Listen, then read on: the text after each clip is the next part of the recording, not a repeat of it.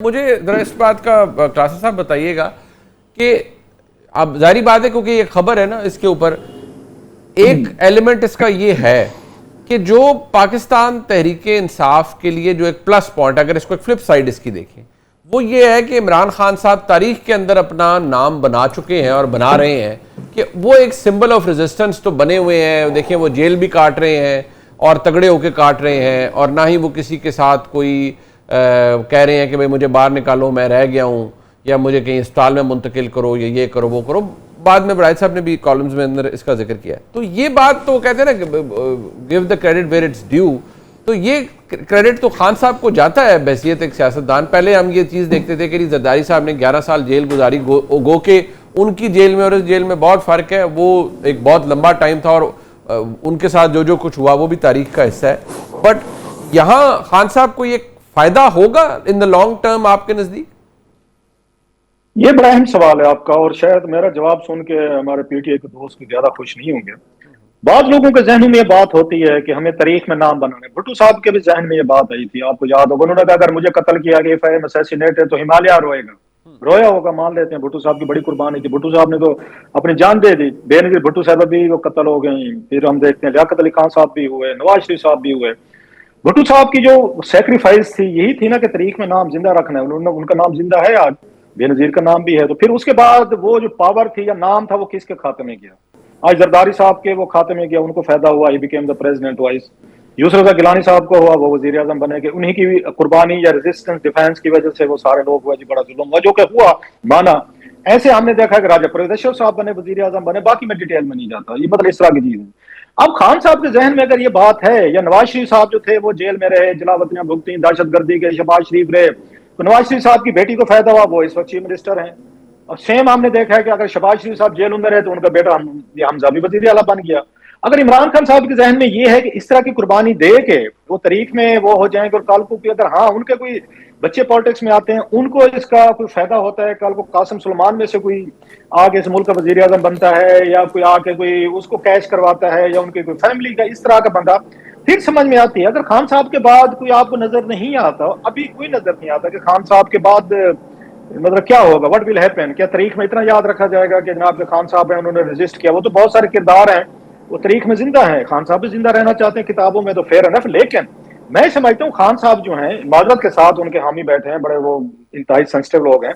खान साहब को ना मैं रेवोल्यूशनरी समझता हूँ, ना मैं रेडिकल समझता हूँ, तो ना रिफॉर्मर समझता हूँ, तो ना कोई बहुत बड़ा थिंकर समझता हूँ। 2018 से मुमकिन है, उससे पहले को थोड़ा सा समझते हो कि हाँ खान से बहुत बड़ी तब्दीली लाना चाहते हैं। जो बंदा यहाँ पे जिसकी तब्दीली के जो एजेंट हूँ, जिनके जरिए लाना, वो उस्मान बुज़दार हो, महमूद खान हो, और फिर आपका माशाल्लाह अली अमीन गंडापुर हो, फिर एहसन जमील गुज्जर हो, फिर फरा साहब हो, तो गोगी हो, फिलाना हो, तो फिर तो आप इनकलाब को देख लें, या जुल्फी बुखारी साहब, मैं लंबी लिस्ट नामों की दे सकता हूँ। दूंगा तो मेरे कुछ यार दोस्त हैं नाराज हो जाएंगे, मैं मजीद दुश्मन नहीं बनाना चाहता।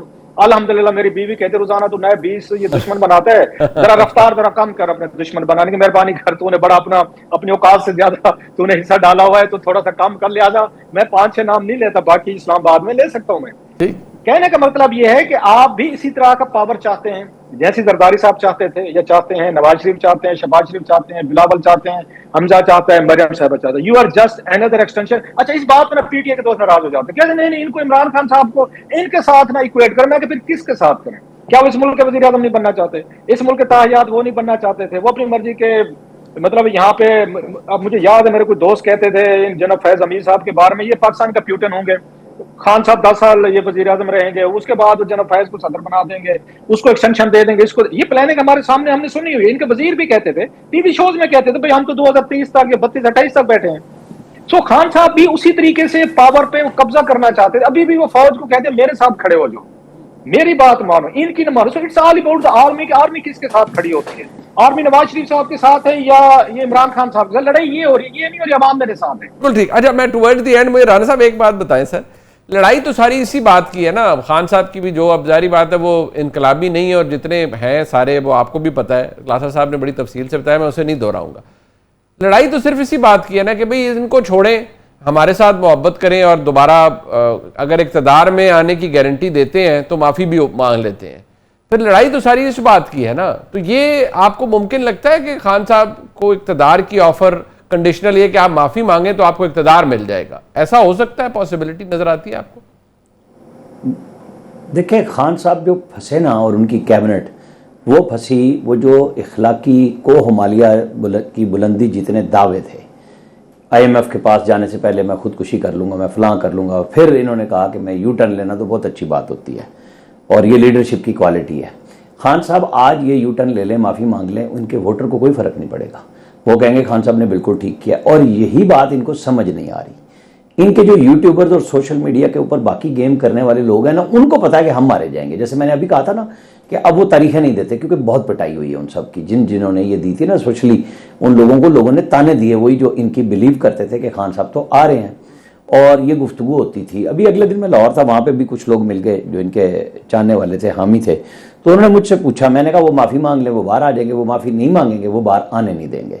कि जी ये कौन सा आइन और कानून है? वही बात है, पाकिस्तान के अंदर जो कुछ है वही सामने है ना। मैं नया आइन और कानून तो नहीं लिख सकता। जब खान साहब कहते थे डायस्पोरा को जाके कि मुंह पे हाथ फेर के कि मैं इनका AC उतरवाऊंगा, तो हम रोक रहे थे, हम तो कह रहे थे कि इंतकाम के उससे बाहर आए। ये शहबाज शरीफ और आसिफ जरदारी दोनों ने ऑफर नहीं की थी पहले दिन मिसा के मईशत कर ले, उन्होंने कहा ये चोर है, डकैत है। यही उमर अयूब जो आज कुछ और बातें कर रहे हैं, जब शहबाज शरीफ ने कहा तो उन्होंने कहा तुम चोर और तुम डाकू हो। इन्हीं चोर डाकुओं के बड़े भाई के नाम पे इनके वालिद साहब मरहूम हरीपुर को नवाज शरीफ ज़िले का नाम दे रहे थे, तारीफ़ें करते नहीं थकते थे। ये सियासतदानों का वतीरा होता है। बात है लीडरशिप की। अगर आप लीडर हैं तो फैसले आपने करने हैं, या आपके सामने लोग बैठ के बात कर लें, लेकिन इनके सामने कोई बंदा बात नहीं कर सकता। कैबिनेट में भी बहुत सारे लोगों से बात होती थी, वो कहते थे नहीं, जो फैसल बावड़ा कहेगा, जो मुराद सईद कहेगा, हम तो सिर्फ वो सुनेंगे, और हमने उसी लाइन पे चलना होता है कि जो इशारा इनको मिला होता है। अब आप बताएं मुझे कि जब लीडरशिप ऐसी हो कि वो बात सुनने के लिए तैयार ना हो, और फिर लोग इतने खौफजदा हो चुके हों कि वो अपने लीडर को सच भी ना बताएं। ये कोई, मैं इमरान खान की नहीं बात कर रहा, खुशामद तो हर जगह ही होती है, लेकिन जब आप मुश्किल में हो तो लीडर के साथ इखलास का तकाजा है कि आप सच्ची बातें करें जाके। उन ज़्यादातर क्या होगा भाई, 90% तो वो लोग हैं जिनके शायद टिकट ही ना हो, पता नहीं क्या बनेगा उनकी सियासत का, कि जो लोग इस रेले में आ गए वो भी अजीब मस्ती में बैठे हुए हैं। यानी जो सही पार्टी के वर्कर्स लीडर्स हैं वो भी बात नहीं करते, दूसरे भी नहीं करते, और जो बात करता है उसके कपड़े खुद उतार देते हैं। खान साहब ने, जुनैद अकबर की मैं मिसाल देता हूँ, उसको जब सूबाई सदर बनाया तो आपको याद होगा उन्होंने कहा कि मैं KP से सारा रास्ता बंद कर दूंगा, कश्मीर का भी, मैं पंजाब का भी, मैं जनाब GB का भी, जो जो रास्ते गुजरते हैं। और वो बड़ा प्रैक्टिकल काम था सियासी तौर पे कि जी हम बिठा देंगे अपने लोगों को। उन्होंने एक जलसा कराया, उसके बाद अली अमीन गंडापुर ने उन सब लोगों के सियासी रास्ते अपनी हुकूमत में बंद कर दिए।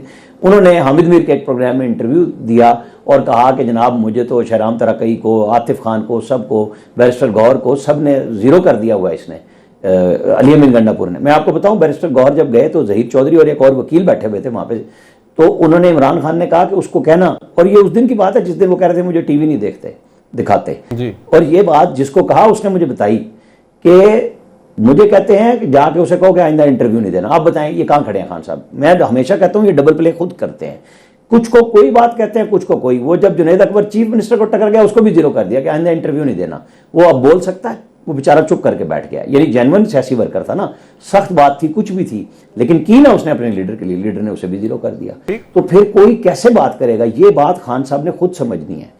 उनको कोई बता दे कि सियासत रास्ता निकालने का काम है। ये दीवार में, मैं हर दफ़ा कहता हूँ, टक्कर मारने से कुछ नहीं होता, उसका फ़ायदा नहीं है। आप बेशक ताने दे ले लोगों को कि ये तो कंप्रोमाइज हैं, ये बीमार हो जाते हैं। अच्छा जी, फिर आपने क्या कर लिया है?